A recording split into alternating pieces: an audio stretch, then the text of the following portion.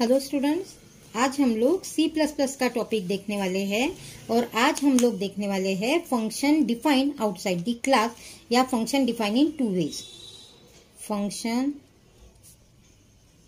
Defining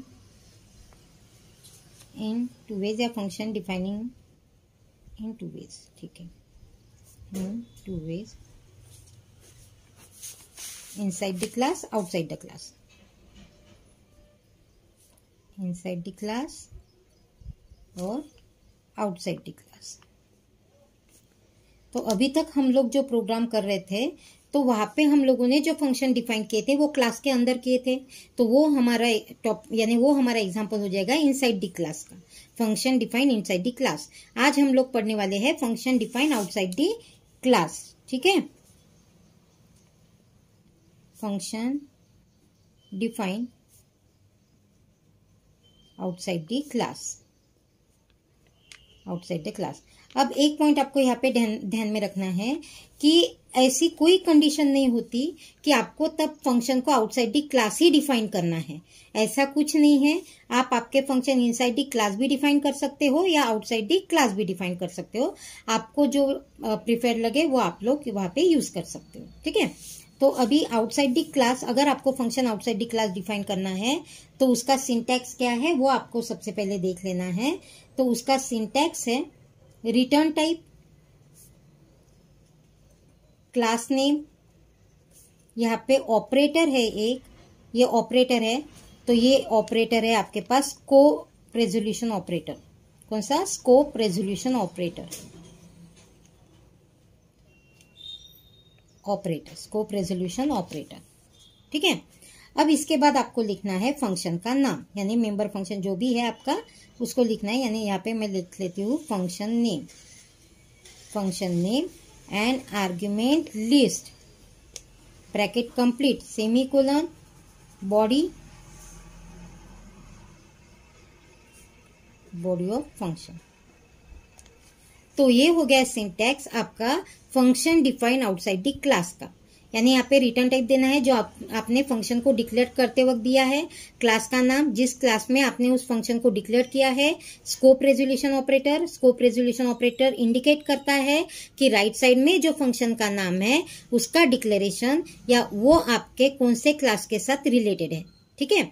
then function के नाम, उसके बाद आपको लिखना है आर्ग्यूमेंट लिस्ट जो भी आपको पास आउट करनी है, ओपनिंग ब्रेस, उसके बाद हम लोग बॉडी डिफाइन करेंगे एंड क्लोजिंग ब्रेस, ठीक है। अब इसका एग्जाम्पल हम लोग देख लेते हैं, एक सिंपल एग्जाम्पल हम लोग इसका देख लेते हैं यहाँ पे। अभी हैश इंक्लूड iostream.h बराबर है, C++ के प्रोग्राम में हम लोग iostream.h इंक्लूड करते हैं और C के प्रोग्राम में हम लोग stdio.h यूज करते हैं। देन हमारी सेकेंड हीडर फाइल है conio.h, conio.h ये ऑप्शनल है। conio.h हम लोग getch और clr scr के लिए लेते हैं। अब clr scr और getch हमारे प्रोग्राम में इंक्लूड करना जरूरी नहीं है, इसलिए ये ऑप्शनल है। देन हमारा क्लास, क्लास का नाम मैं ले लेती हूँ रेक्टेंगल, रेक्टेंगल, ठीक है। ओपनिंग ब्रेस, ओपनिंग ब्रेस के बाद यहाँ पे मैंने डिक्लेयर कर दिए एल बी और एरिया, एल बी और एरिया, ठीक है।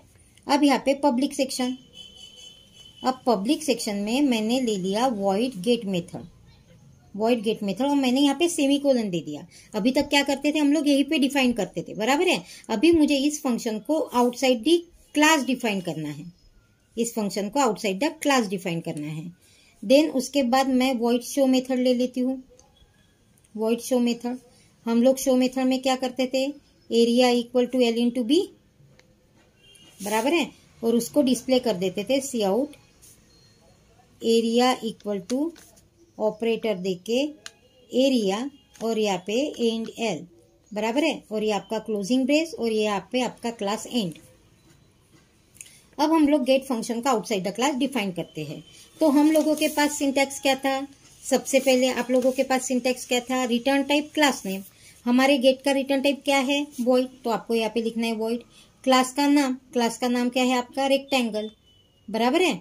उसके बाद आपको क्या लिखना था, उसके बाद आपको स्कोप रेजोल्यूशन ऑपरेटर लेने थे और उसके बाद फंक्शन का नाम, तो हमारा स्कोप रेजोल्यूशन ऑपरेटर हम लोग यहाँ पे ले लेते हैं।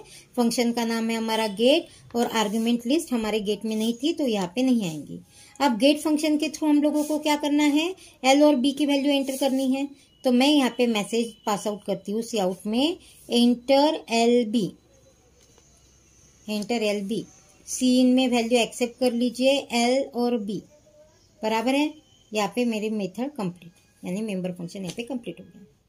ठीक है, अब आ जाएंगे आपकी वॉइड मेन फंक्शन की मेथड। यहाँ पे आपका वॉइड मेन फंक्शन आएगा। देन उसके बाद हम लोग यहाँ पे ऑब्जेक्ट क्रिएट करेंगे, रेक्टेंगल ऑब्जेक्ट यहाँ पे आपने क्रिएट कर लिया है आर। अब उसके बाद आप फंक्शन को कॉल कर लो, यानी R dot get method.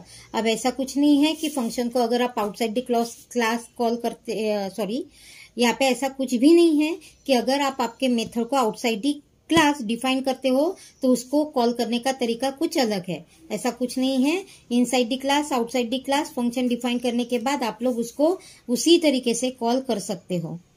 R dot show method और यहाँ पे आपकी गेट सी एच मेथड और यहाँ पे आपकी यानी आपका मेन फंक्शन कंप्लीट। ठीक है, तो इस तरीके से आपको outside the class function define करना है। लेकिन जरूरी नहीं है और ऐसी कोई भी कंडीशन नहीं है कि वो कंडीशन ऑकर होने के बाद ही आप फंक्शन को आउटसाइड द क्लास डिफाइन कर सकते हो। वो आपके हिसाब से आप लोग, यानी आपको जो भी रेफर यानी अच्छा लगे या आपको जो प्रिफर्ड होता है उस हिसाब से आप आपके फंक्शन डिफाइन कर लीजिए। ठीक है।